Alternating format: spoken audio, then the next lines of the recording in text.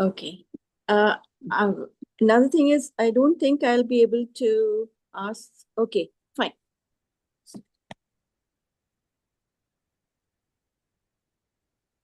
Namaste, everybody. In our last class, that is the 51st class of Panchadashi, Swamiji explained that the world is a physical experience and the material cause of the universe is consciousness. The universe has two forms, Mithya, which is the apparent reality, and Sat, which is the actual reality or Brahman. The topic in this class was what Brahmajnana is and how a Brahmajnani sees the universe as Brahman. Shloka 38 is a question that is asked, if in yoga, the mind that is the cause for human bondage, samsara, can be controlled and the thought process can be stopped, and we then have no bondage, then what is the need for Brahmajnanam? With yoga, if one can control the mind, then that should be enough to stop bondage. Shloka 39 is the answer to the 38th shloka. Yoga is good for the control of the mind and freedom from duality, but it is not absolute. It is temporary. It is tatkalikam. Samadhi will not give freedom from birth and death. Vidyaranya Swamiji describes the difference between Samadhi and Brahmajnanam. Vedantic Samadhi or Nirvikara Samadhi is Brahmajnanam itself. It is Brahmakara vritti. Brahmakara vritti is another name for Brahmajnana or Brahma Vidya. The temporary stopping of the mind will be achieved by the practice of Samadhi, but the mind will come back. The Yoga Sutras say this. The absence of the functioning of the mind is different from the conscious withdrawal of the activity of the mind. Withdrawing the activity of the mind from the external world is knowing its mithyatva. In Brahmakara vritti, the object is Brahman or the form of Brahman. A mental thought holds Brahman because Satchidananda is the Swarupa Lakshana of Brahman. We study it, Shravana, reflect on it, Manana, and then meditate on that Satchidananda. Brahmakara vritti is the subtlest form of thought. The Brahmakara vritti or thought process is formed by having the vision of the creation of God exactly as it is. Jiva Srishti is changed to Ishvara Srishti, this creation from God's viewpoint, and is with no ego or vasanas. In Brahmajnana, the vision changes. It goes from paroksha to aparoksha jnana. It is not merely a negative withdrawal from the perceiving world. It is seeing the world as God consciousness or Brahma Vidya. Knowing that my Swarupam is Brahman is Brahma Vidya. We have Brahmajnanam in our mind, which is paroksha. We also have Swarupa Jnanam, which is I am Brahman. That is aparoksha jnanam. The knowledge that we get studying Vedanta and Shastras is paroksha Brahmajnana. So, without Brahmajnana, bondage cannot be removed. We shift from Jiva Srishti to Ishvara Srishti and enter into the very substance of the universe. This is the statement of this shloka. Brahmajnana is the subtlest thought where mind takes the form of Brahman. Shloka 40 states that for a non-dualistic Vedantin, it is not a problem even if the Ishvara Srishti does not disappear. In Samadhi, the universe temporarily disappears. That is the concept there. Having understood that this duality is not absolute truth, it is as if it subjectively appears. It is possible to experience the non-dual Brahman by knowing this much. If you feel a contradiction between studying Vedanta and dealing with Vyavahara, your Vedantic understanding is not yet complete. People think that after studying Vedanta, all problems can be solved. Solving problems without knowledge is of no use. The problem will come back. Once we know the cause of the problem, we can attend to it and the problem can be removed. It will never come back. Ajnanam or avidya is the cause of the external world, Dvaitam. The knowledge that this external world is not real and that it is only Brahmam, and this Brahmam is then removed by Brahmajnanam. Sloka 41 continues the same discussion. It says that even in Pralaya, the ultimate dissolution of creation, everything will go. There is no liberation even there without knowledge. In total dissolution, duality ceases, but ignorance remains. You cannot experience Brahman there because you do not have Brahmajnana. So your fundamental problem of ajnanam or ignorance cannot be solved. Therefore, with this concept, we say that even in yogis, without the knowledge of Advaitam, you cannot solve the problem. Even that state is not the state of Samadhi, is not the state of liberation, if it lacks Brahmajnana. We have to practice all these in the waking state. Then slowly one can enter into that state by practice. Understand that without Brahmajnana, there is no final denial of duality. Renunciation and meditation are means, but the final stage is seeing everything as Aikya Darshana. You will be one with the creation, one with God. This is the final knowledge of Brahmajnanam. Panchadasi resolves subject-object contradictions logically. Hari Om.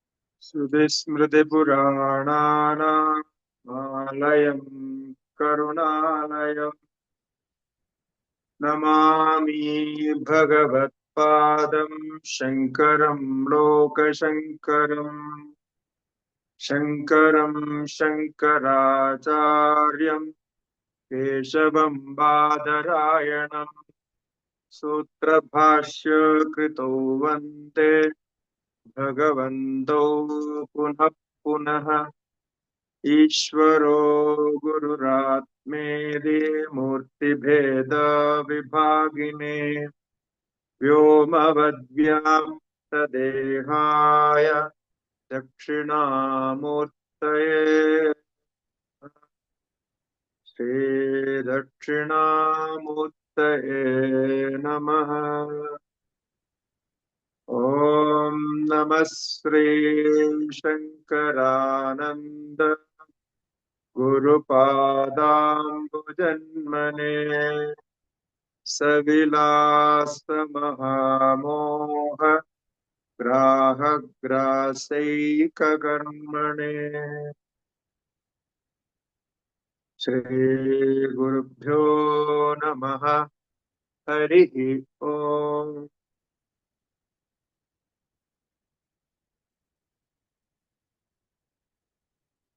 Om Namo Narayanaya.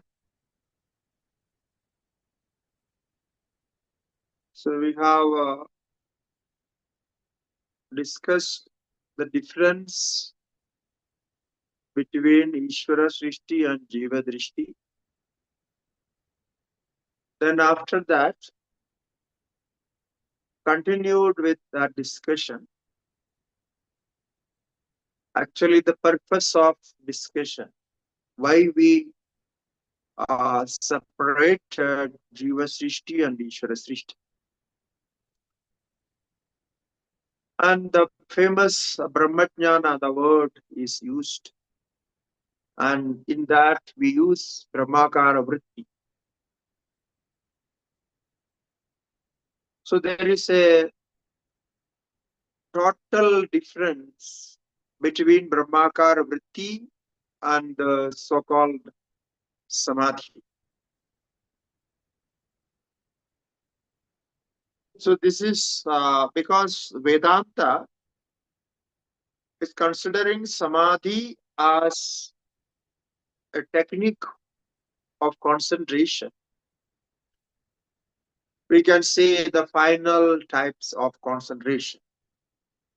Even according to Patanjali Yoga Darshana, that is the case.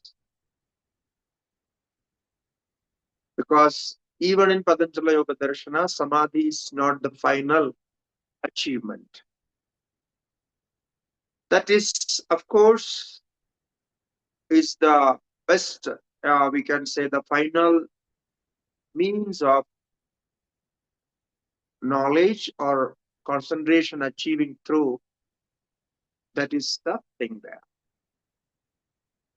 Now, a normal question can be asked. If Vedanta says absence of duality, absence of Dvaita, or dissolution of the universe, what is experienced,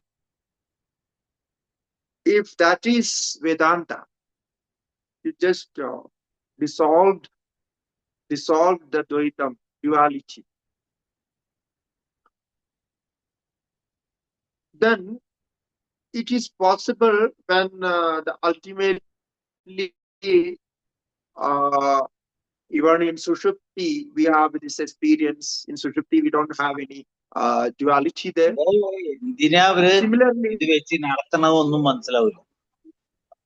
Similarly, similarly in Pralaya, in ultimate dissolution, when everything is dissolved, there also you won't find any duality.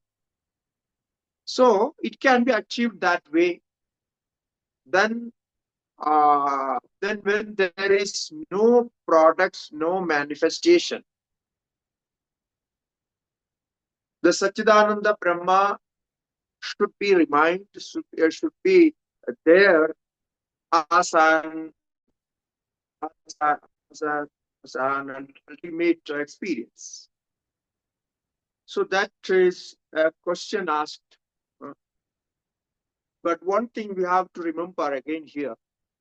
Last class I discussed this Brahmajnanam.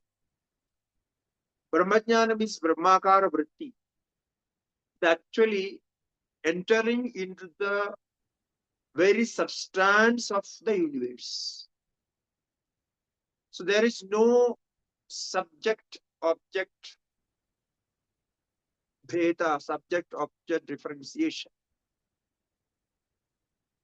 So that is Brahmajnanam. That is ultimately one has to experience that. So what appears to us as the world in the form of God's creation, we have to see the universe from that point of view. So that is called the Sarvatma Bhava, Aham Brahmasmi. You are one with outside world and inside world. So there is no subject-object differentiation. Now, how the subject-object separation will settle down, that we know because the outside objects are also made, or the material cause and the efficient cause, both the causes are the same as Satchidananda. So the effect is identified as cause. In other words, we can say effect is nothing but cause. So therefore, Brahmajnana means the entering into that ultimate cause, that ultimate substance.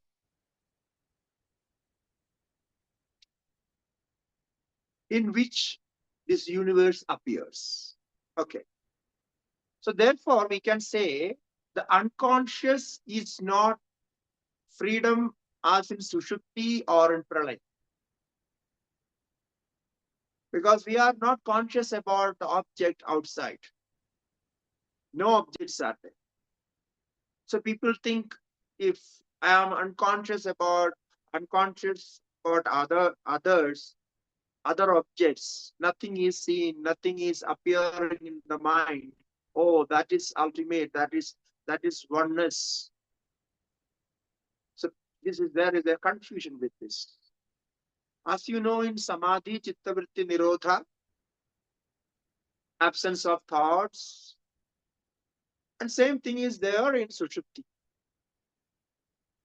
But Vedanta never say this. So the unconsciousness is not the ultimate reality, or unconscious in the sense knowing other object, outside object. It's not the freedom. It's not the experience. Now, what is the experience in Vedanta? The freedom is consciousness of the absence of any kind of limitation. So whatever limitation you think about, if you think of an object, so you are limiting your mind, modifying your mind with that object, so your knowledge is limited. If we identify ourselves with the body as human being, our knowledge is limited. So we have no freedom in that. So here, complete consciousness. The freedom is here. Freedom means the complete, the Brahmajnana, what you identify with the Aham Brahmasmi, the ultimate freedom, the actual freedom. That is consciousness of the absence of limitations. So you break all the limitations, then you are free. We think about outside limitations, but that is not. The actually limitation is our identification with the ahankara, body, intellect, all these personalities. So this difference, the unconsciousness is not the ultimate, and consciousness is the ultimate. Now, what consciousness is? You know Satchidananda as Atma Swarupa. But in this context, we can say you are not limiting yourself with all this body and mind complex. So you are beyond that. So that is the absence of duality. That is how Vedanta describes the absence of duality. So the absence of duality in deep sleep or in samadhi or in final dissolution is not final. It's not the experience what we are talking about. Because there the mind is unconscious about objects or anything like that. So even when we think about a thing like this, so we can see that even the subject and object relation is limited. That is limiting. You are limiting yourself as subject, as a knower, and you are limiting the objects outside as known. So in Vedanta, we don't want this. So therefore, Vedantic Samadhi is beyond this subject-object relation. So there is no removing process. As in Yoga Samadhi, you have this removing process. Chitta vritti nirodhah, restraining the thought process, stopping them, removing them. That is there. Here we are not removing anything because there is nothing to remove. What we are going to remove? So whatever is made of, it's Atma itself. So there is no chance of removing it. Therefore we say Karana Ananyatva. So as we say Brahman is the cause of all creation, all kinds of creation. So Brahman is the substance, Brahman is the ultimate cause. So if you see everything as the ultimate cause, then that is the Brahmajnana. That is what we call as Brahmakara vritti. So the 41 Sloka says, Pralaye tannivrittaudu Guru Shastradi abhavatah Virodhi Dvaita bhavepi nashakyam bodhum advayam. Therefore, Pralaye tannivrittaudu, though in the final dissolution, the cosmos disappears. That is what we call it as Pralaya. So Pralaye tannivrittau, though the duality disappears. But Guru Shastradi abhavataha. But that there we have nothing to do. It's just like normal thing. Again, you will take birth, but with your karmas. Why? Because Guru Shastradi abhavataha. In that pralaya, there is no Guru, there is no Shastra. It is a normal process. Like every day you go to deep sleep, a normal process.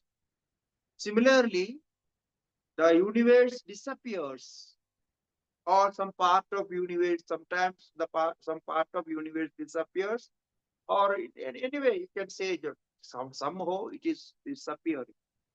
So in Samadhi also it is disappearing, and in the Sushupti, as we know every day.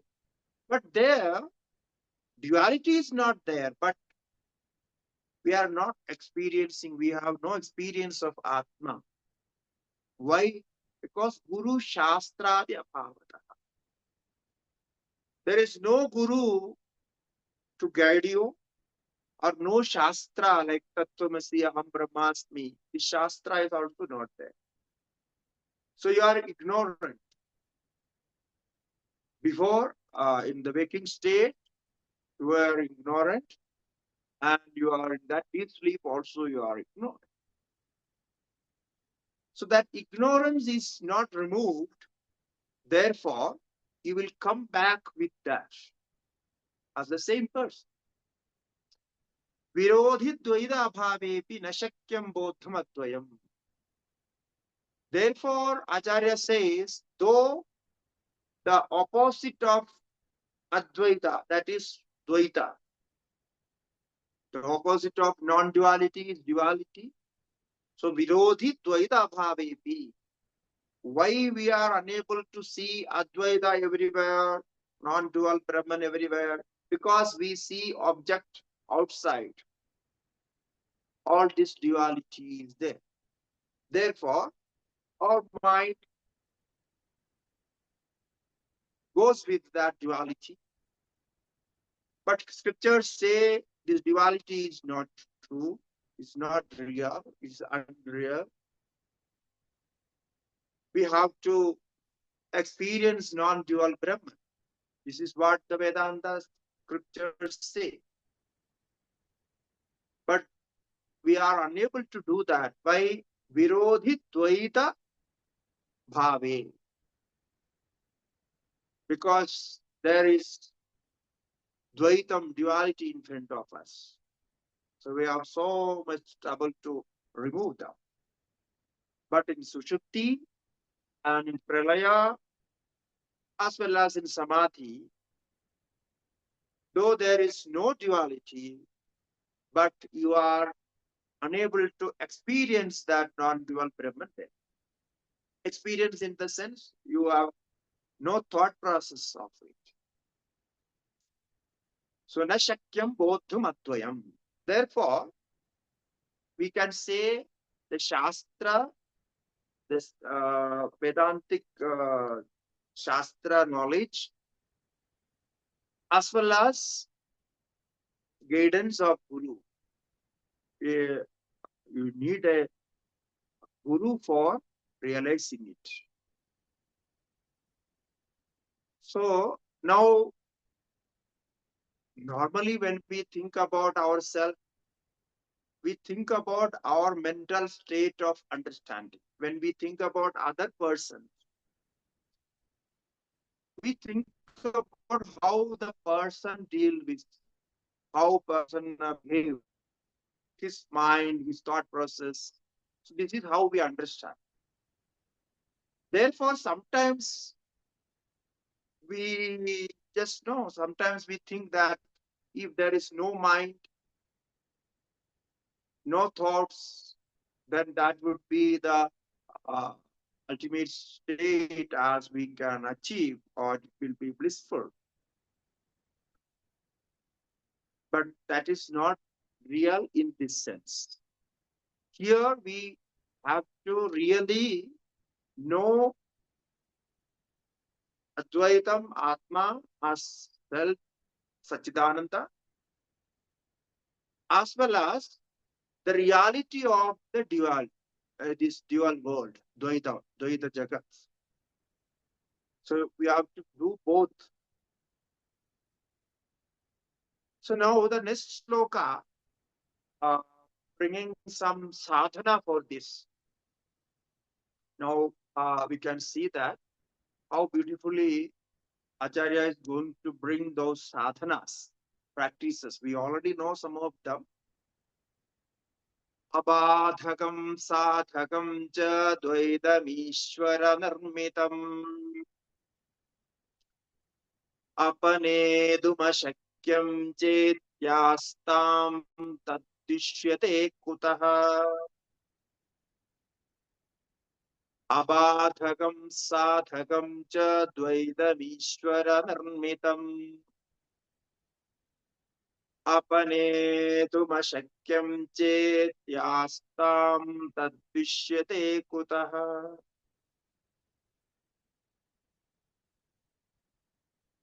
It says, we were discussing about Ishvara Srishti, the Ishvara Nirmitam. So there are two aspects of this Ishvara Srishti. Now you know what is Ishvara Srishti is, the creation of God.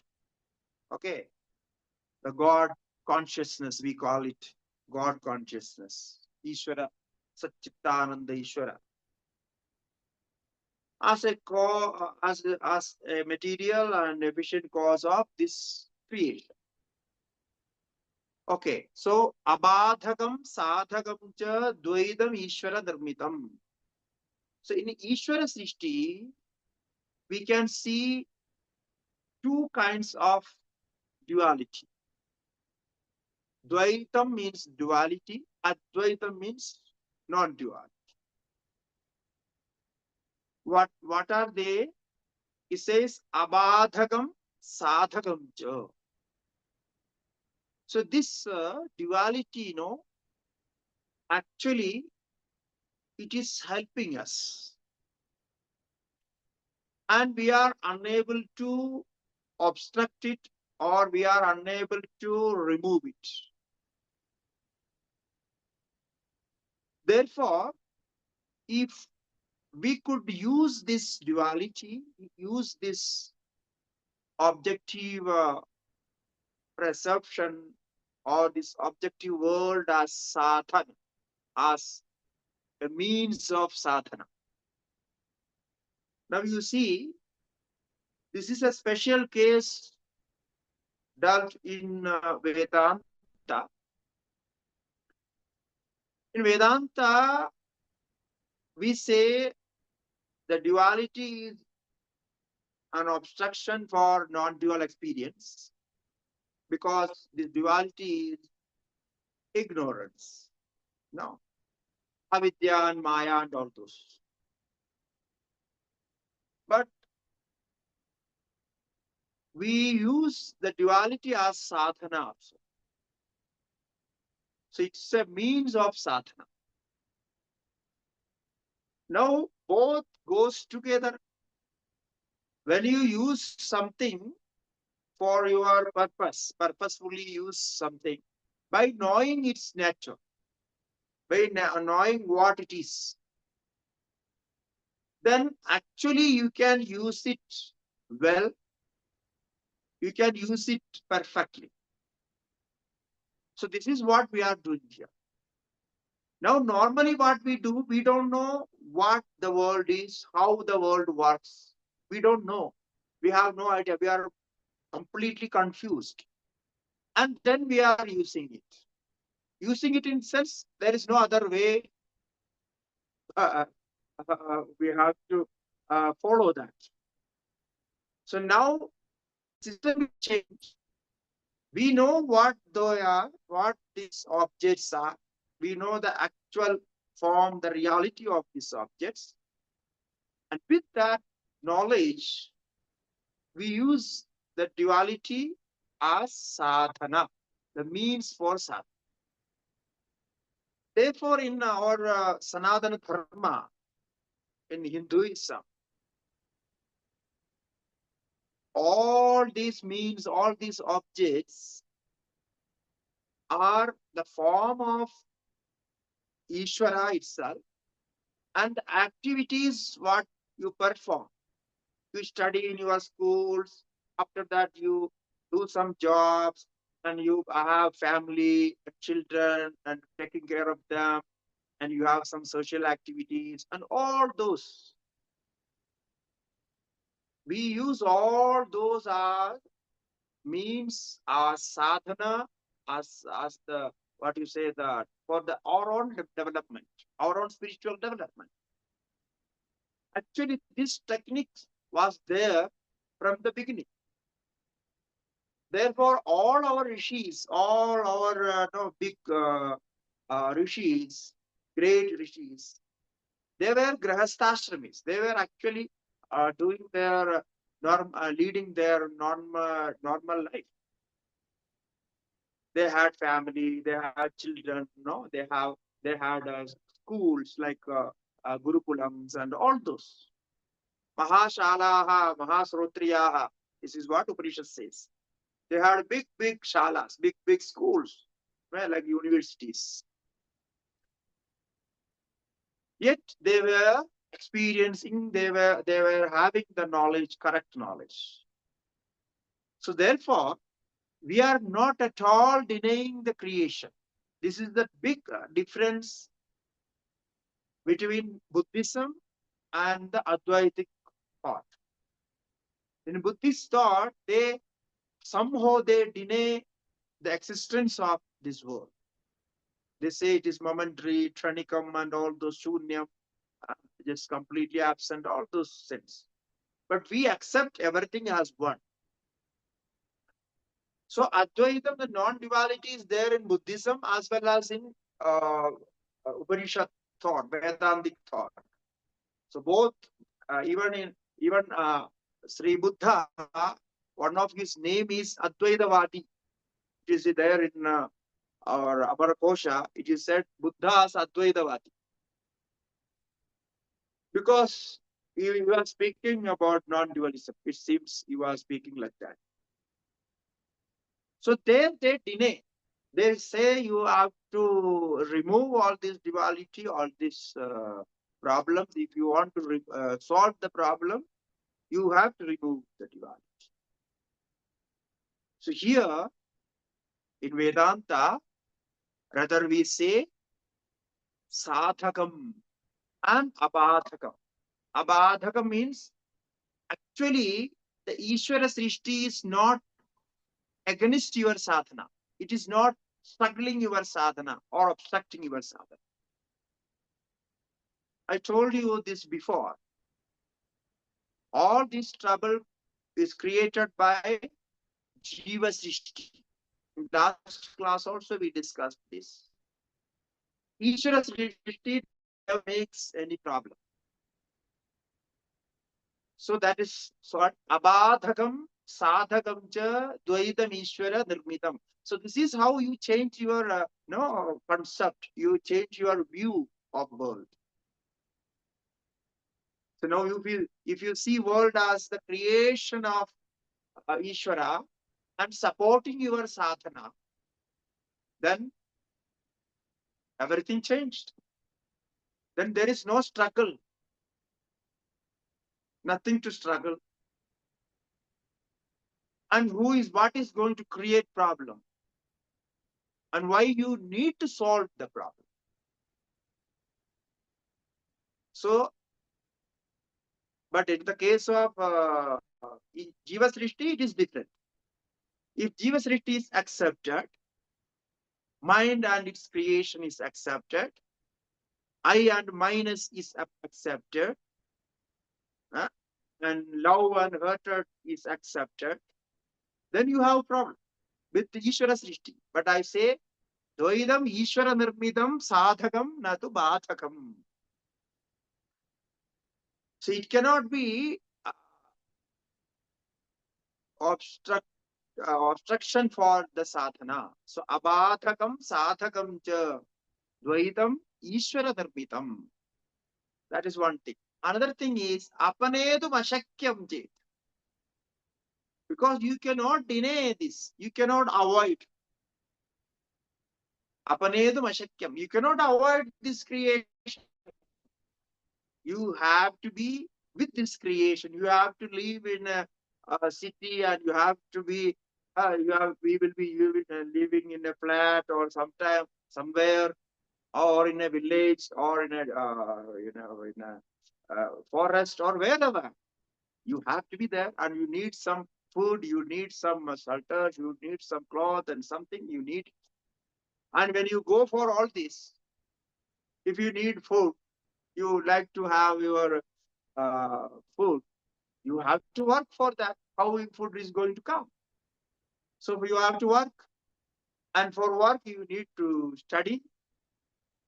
How you are going to work, how you are going to earn. So you have to study. So you go to school, and all life came like that.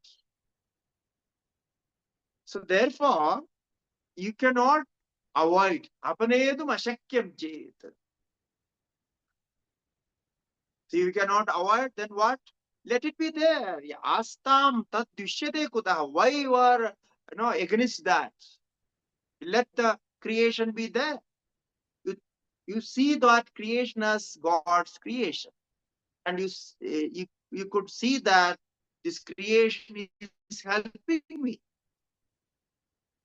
So the world has been created out of joy. Now I'm taking some other points here, interesting point. Now we have a Neo Vedanta style. You know this Neo Vedanta? So they say, as I know, we have discussed this, God has not created sorrow, dukkham. So there is no sorrow creation in God's creation. Now from where it comes, we don't know, but that we will find. But one thing for sure, God has created this world with out of joy or overwhelming joy. So world has been created with joy. If anything is created by joy, it should be joyful. It should be giving happiness. Okay. So in that creation, wherever the creation happens, if we see creation outside like flowers, birds, rivers, or whatever, how beautifully they are created. How can you say the flowers are created by hatred or by sorrow, by pain, or by trouble? Anybody can think like that? If your mind, when your mind is disturbed, when you cook something for your family, and sometimes after cooking you cannot taste it, you will not like it. You will say, I cooked, but it is not came good, tasty, right? Why? Because your mind was disturbed, and you cook something with some trouble, some disturbance. So that will reflect in your cooking. Similarly with all others. Now, when you see a flower outside, beautiful flower, can you say this flower was created with so much trouble and so much, uh, that abundance, then that feeling? No.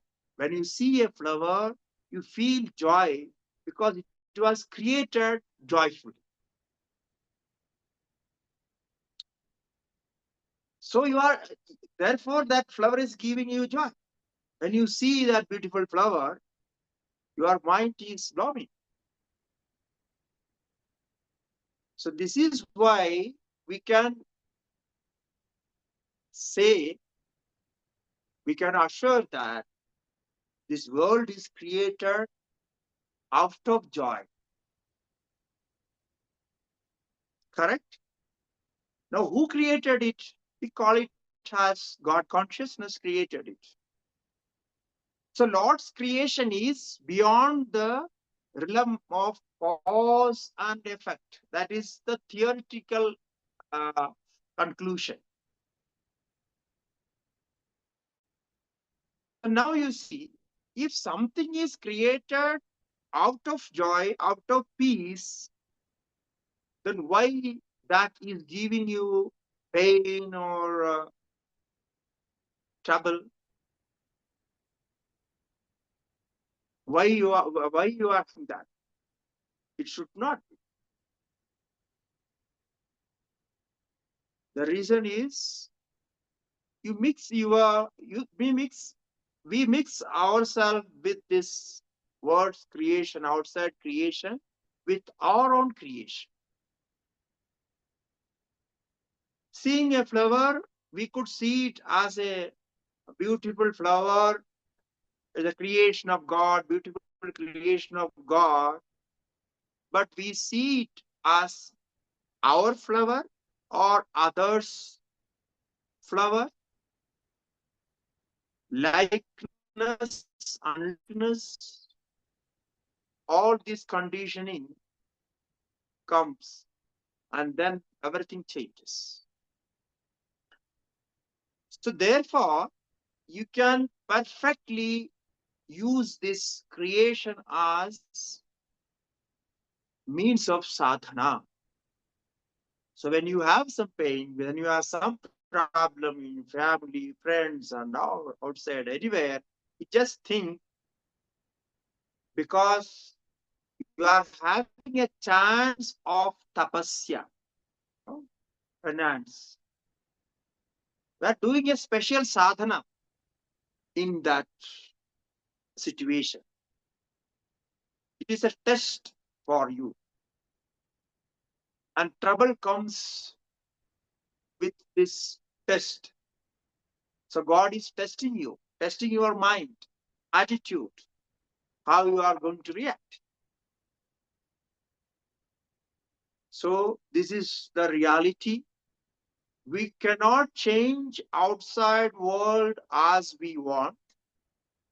We can only accept, we can only change our viewpoint of, or our what you say, uh, connection with that. We can change our connection. So therefore, apnedu ashakyam che yastam tad dushyate kutaha. So let it be there. Why are you so much opposing it? Why are you thinking about it as an obstacle, as a problem? So now you change that mind. World is not a problem. The God's creation is not a problem. If anywhere you see any problem, war or disturbance or any kind of problem, that problem will be created by jivas, especially human beings. Okay. So from today, you can use the outside world or this universe, not only uh, no, your family, friends, or objects outside, but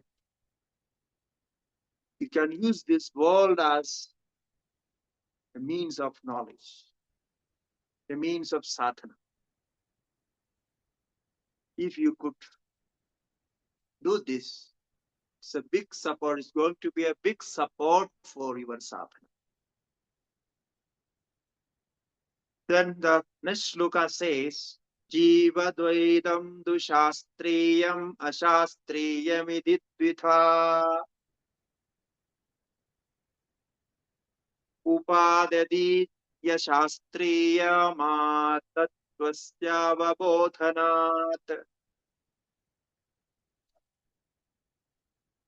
Jiva Dvaitam tu Shastriyam Ashastriyam Iditvitha. So till last sloka, we were separating Jiva Srishti and Ishvara Srishti. And just now I said, Ishvara Srishti is not making any problem. All the troubles are made by Jiva Srishti. Okay, now you see our Vidyaranya Mahaswamiji, how kind he is. He says, no, even in the case of Jiva Srishti, you cannot just blame all Jiva Srishti, whatever as Jiva Srishti's problem or trouble is not supporting you. Even in Jiva Srishti, we can make it two parts, two kinds of Jiva Srishti. So Jiva Dvaitam means the world of duality created by individual. That is called Jiva Dvaitam and Jiva Srishti. So Jiva Srishti have two kinds of Jiva Srishti. One is Shastriya, according to scriptures, sanctioned by scriptures, scriptural knowledge. But like we study Vedanta, we study yoga, we practice sadhana, we have guru, their guidance. So many good things are happening. These are all Jiva Srishtis. It is also connected to that. So Jiva Srishti, one is Shastriya. It means some Shastra from some scriptures, sanctioned by scriptures. And the second one is Ashastriyam. It's not sanctioned by scriptures or gurus. That is called Ashastriyam. Non-scriptural knowledge. What we call it as normally, we call it as material world, and it connect the thoughts connected to those, or desires, like that. So now Ashastriyam and Shastriyam we have two. Out of this, he says, Upadadita Shastriyam Atattva until you experience Brahman, until you experience Satchidananda, the ultimate reality, take the support of Shastriya, scriptural, sadhana and knowledge. Don't leave them. The Upadadita, take the support of, keep it with you till you realize Brahman. So, Upadadiyata Shastriyam Atattwasya Avabodhana. Atattva means until you reach the reality. So, Atattwasya Avabodhana. So it is there. You can see the scripture, what scriptures say. You can study that and understand how it is going to help you. See the outside world. You cannot change it, and only you can change your view, changing your mind towards that. So when we see outside objects, we can actually see it in two ways, like that here what the Shastra says, the Sloka says. So outside worlds as an object of experience or object of, no, as a material object of experience. And other aspect of that, other view is the creation of God as God itself. It is called scriptural understanding. You understand from Vedanta and other Upanishads what this world is. So this is another point. So when you see an object, it's experienced as material object, but actually it's not material. This matter is of the form of consciousness. It's the manifestation of consciousness. So we don't want to, so we can just see and just experience it. Whenever you have chance to experience, you can experience it. Like, no, when you see a mountain, something outside, a big object, yeah, a river or mountain or a tree. So we don't want to possess that mountain. Or you just take the solar system. You know, solar system is there, the sun is there, moon is there, all these are there. You are seeing it and you are getting some no, energy from that. You are living with that. But you never think, if I could possess sun, bring to my home, how would it be? You never think about that. You see a river and enjoy it. But you never think, I will take this river to my home.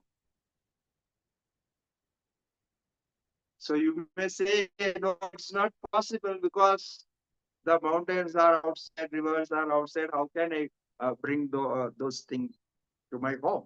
It's not possible. Therefore, we are not thinking about that. So my point is, you see, you are getting so much benefit from those things, especially from sun and moon and stars, from mountains, rivers. You are getting so much benefit from that. And without that, actually, we cannot live. Our life is with those. But we never think of possessing those things, though they are very good for us, very useful for us. Similarly, whatever there in your room, in your home, use the same idea there. Use them. You don't be attached to that. You don't try to possess them or don't try to be, it should be mine. Don't think about it. It is quite possible. Therefore, I have brought this example. What people think, because why I am keeping this thing in my home, because it is useful for me.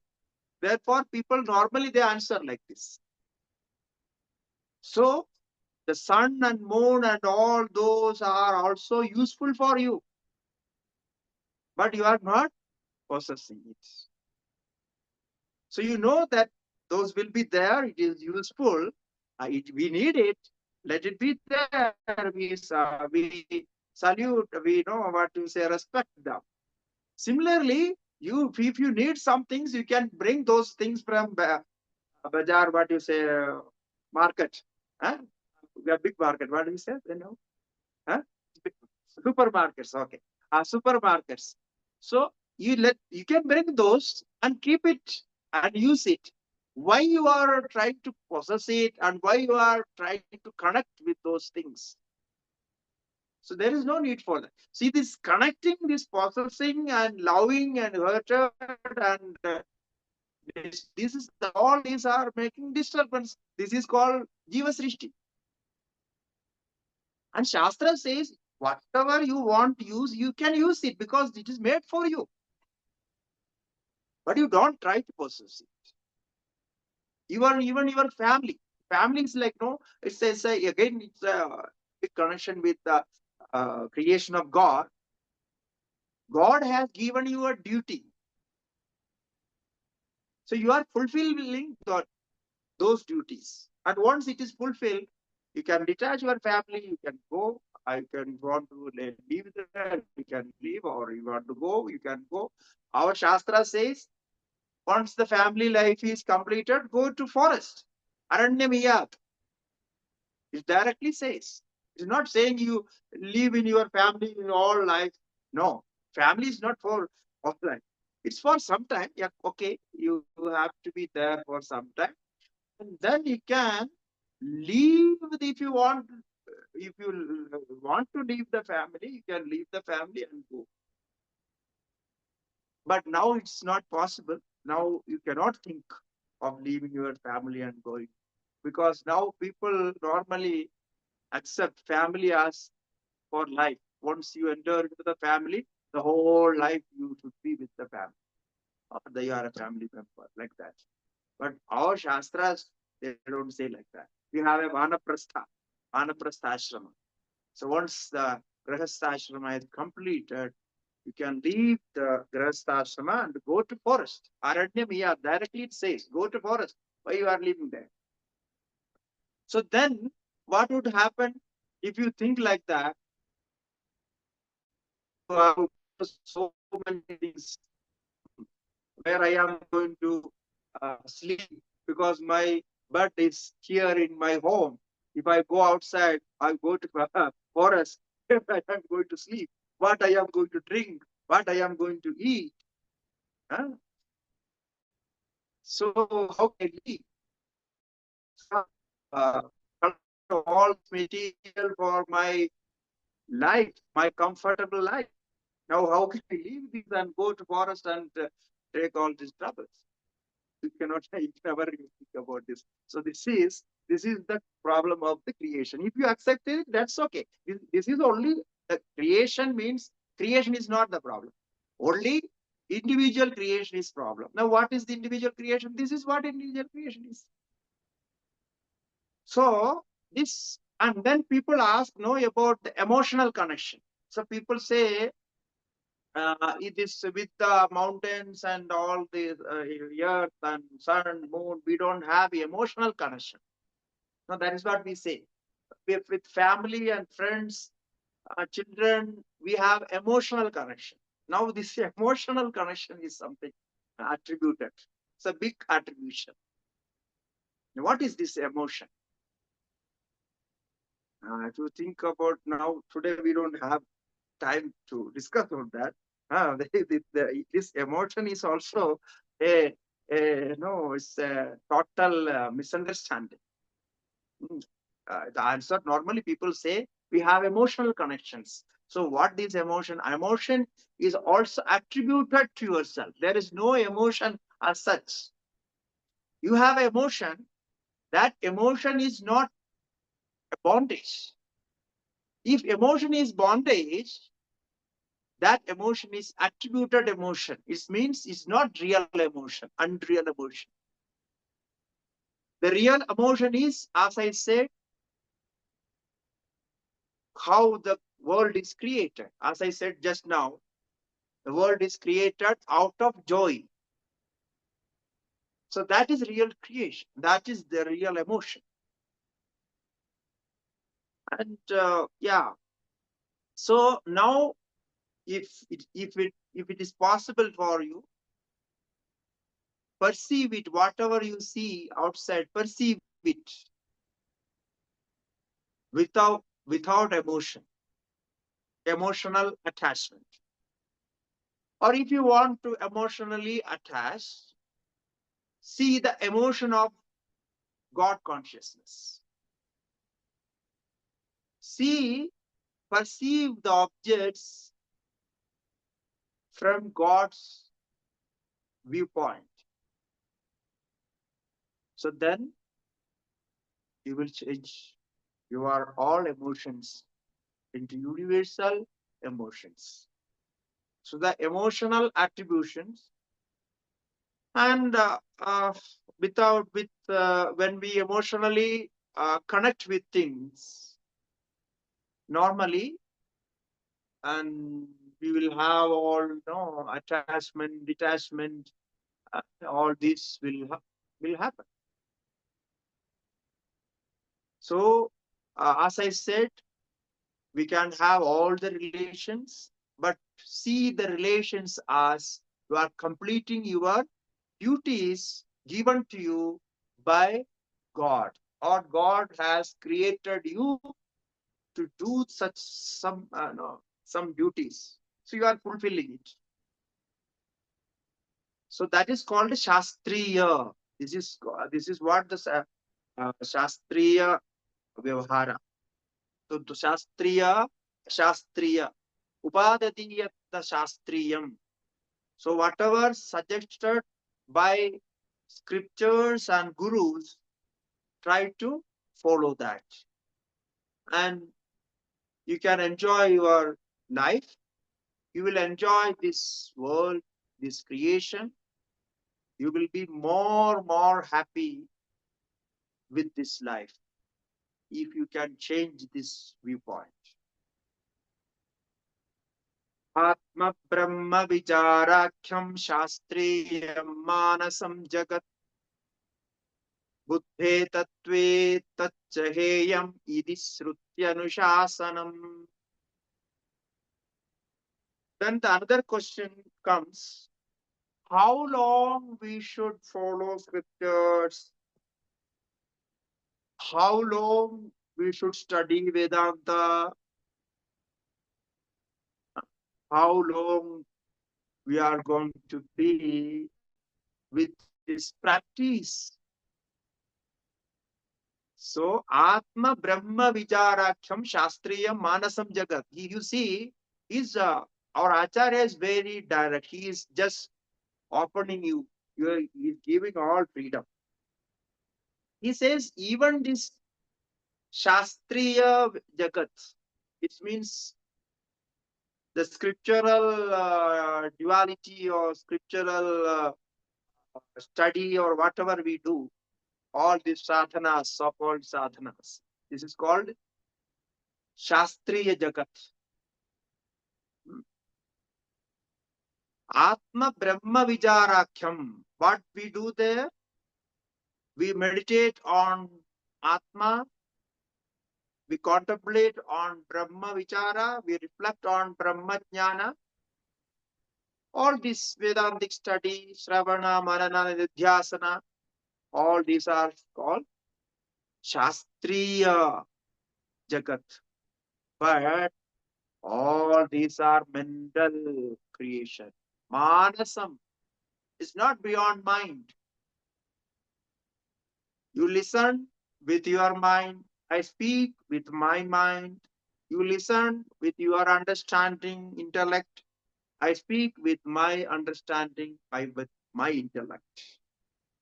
So Shastriyam is also Manasam Jagat. This is also a creation. So Atma Brahma Vicharakhyam Shastriyam Manasam Jagat. Buddhe Tattve Tachaheyam. Then he says, you don't carry lifelong. When you Buddhe Tattve, when you experience, when you have the experience, leave all this, whatever sadhana or whatever, you will just leave them. Then it is worthy of rejection, to be rejected. Heya means to be rejected. Iti Anushasanam. This is what Shastra says. Shastra itself says the Shastra is not for the sake of learning, it's not for the sake of Shastra, but for your experience. So once you experience that, when you know that this is the truth, I have accepted, it is confirmed, I have full faith. No, it's not faith. I have fully experienced that. I feel it is real. So you completely accept it. Then there is no need to continue with all this studying, troubling, all those things. Because this is it.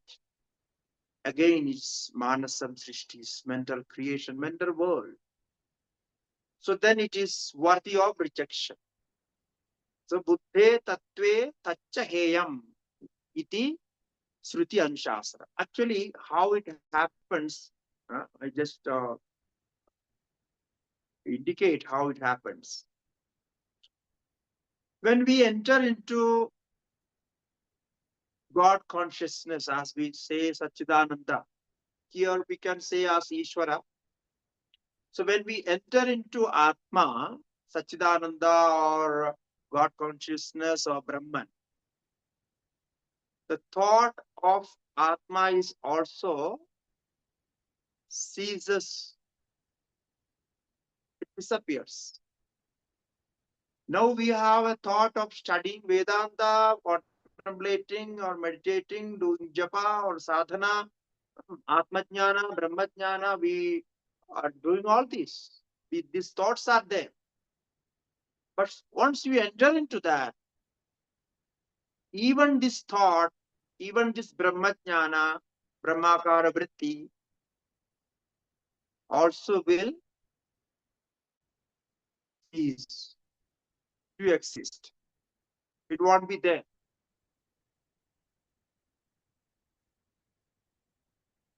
Now the life itself is Atma.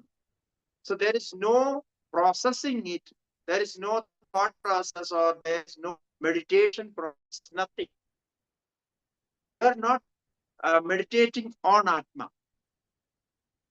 So meditating on Atma is before entering to Atma. If you are meditating on Atma, it means you have not entered into Atma. It means you have not experienced the existence of Atma, yet to experience that. So this is the difference. Therefore, when we say Buddhe tatte taccha heyam, heyam means you reject that. There is no rejection. It disappears. It dissolves itself. So therefore, iti anushasanam. So this is how we experience that. So now we have the subjective consciousness and objective consciousness, right? This is what we call it as Dvaita.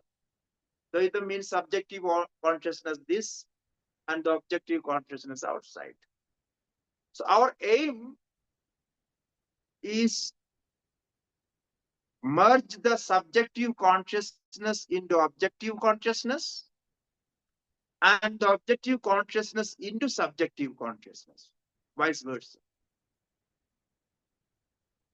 So there won't be no true consciousnesses. If there is no true consciousnesses, there is no subjective-objective relation. So that is the stage where you entered into Atma's existence. In that stage, even thought process doesn't exist. Thought process in the sense, I am Atma, I am Brahma, even this doesn't exist. So this is Buddhe Tattve Heyami this vritti Anushasana. This point, all these points again we will discuss in the 6th chapter, 7th chapter. We have a long discussion about all these things, how we are going to experience. Okay, so I think we will stop here with this. Sri Guru Pyo Namaha Harihi Om.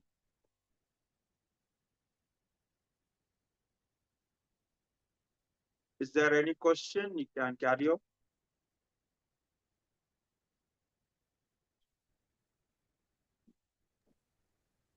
Swamiji, there are questions. I think Arzu, would you? Pranam Swamiji, I have a question which has two parts to it. One is that if a woman wants to go to Vanaprastha, but the husband wants to live still a material life, how should they conduct that? And then my second part of that question is that usually when you get very old you need some like help and support, and how are they managing like at that time without any like helpers, doctors and support system in the forest and all that? Yeah. So this is actually, you see, this is a mutual understanding, no?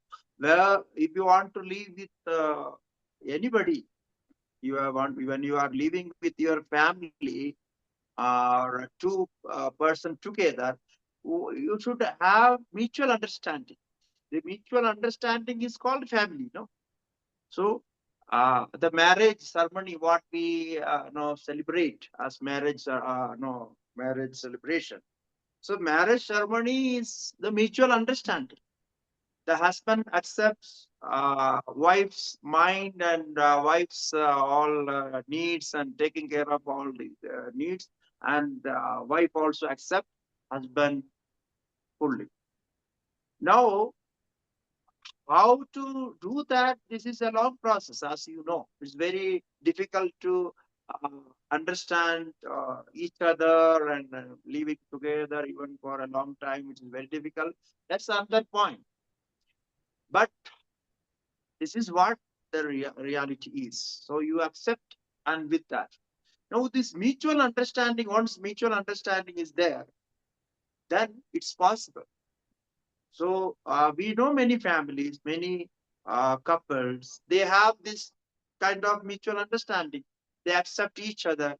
And if wife wants to go to Vanaprastha, he goes, or sometimes uh, husband wants to go, husband to go, if she allows, this is happening. We have seen in India, we have so many ashrams. If we call as Vanaprastha ashram, even another ashrams also, they live like this. So it's quite possible, but it has a time. Now, if you are taking care of your children and job and family duties, you have to follow for some time. And once that is completed, again we can discuss that with your partner and make a understanding. So it's possible. So this is very difficult as you are. It's not easy because two minds thinks differently.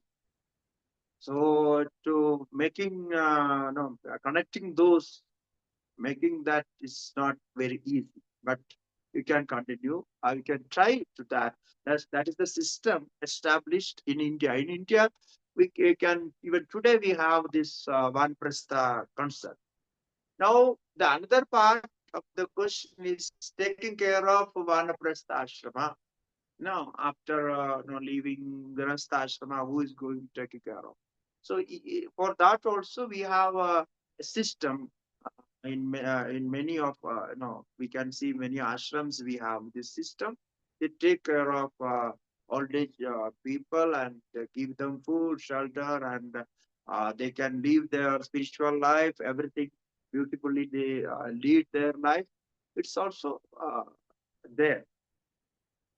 And maybe in olden times, no, the ancient rishis, they were living in forests because in those days it was actually it was comfortable, no, out of cities and out of all this disturbance, they live in forests. Those days it was allowed that way, and they could get some food from villages or somewhere like that.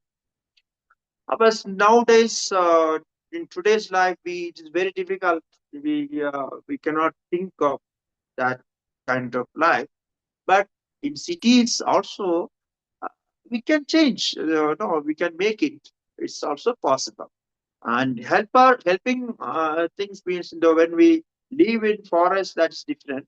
But when we live in like Vanaprastha ashrama and like, or any other ashramas, so it's possible because they will have some system to help them, and if they need medicines and everything, they will do. Uh, but we know in India, so there are so many such ashrams. One place, one special ashram is there in Kashi. You might have heard about that.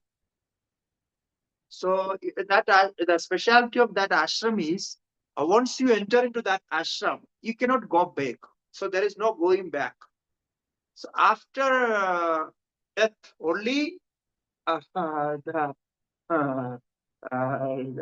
till death you leave that. That's the rule of the ashram. So they will take care of everything. And if their children they are not supporting, or so no problem, everything will be taken care. So you just enter to that ashram, and they will give you admission with this condition. Nobody will come to you, take you back, and you will not go back. So we have one such ashram in Kashi, in Uttar Pradesh. You know the Kashi, Varanasi. So that's possible. So they have made it. Okay. Yeah. Thank you, Swamiji.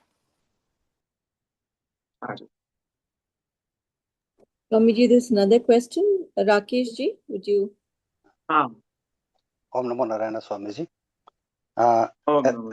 As you said that Ishvara Srishti is created out of joy. That's quite right. And there is no problem.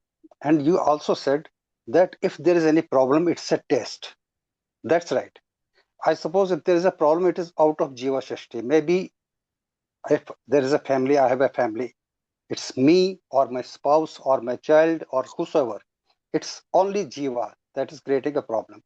And you said that it's a test. But please specify how to pass the test. Yeah, that's passing the test. We are trying to do this. So study Vedanta and contemplate on this. Then slowly you will pass. And you will get all the good ideas, to pass the test. So that is what we are all doing. We are doing that. Yeah. So we want to pass this test, so we are studying. No, but Swamiji, I'm studying Vedanta. I'm getting a bit, emancipated. But there should be some procedure. There should be some technique to pass the test. Yeah, the technique is this only. Yeah, understanding the objects outside and understanding our Jiva creation, and all these what we are discussing. These are the techniques we are doing. No other special techniques for that. It is within the study. It's along with the study, or the study what we are continuing. This is going to help